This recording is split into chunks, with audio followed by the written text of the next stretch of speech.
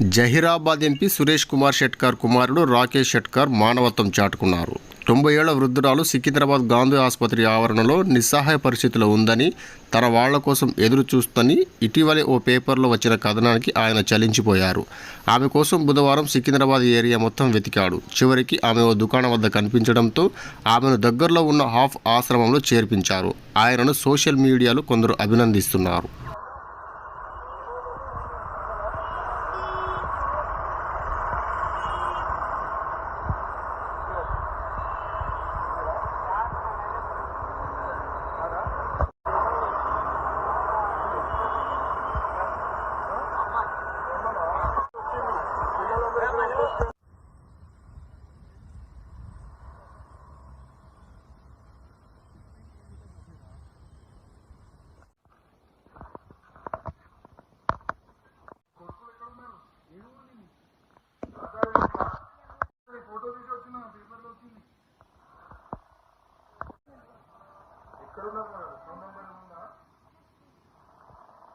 Aadhaar card ఏమీ లేదండి దగ్గర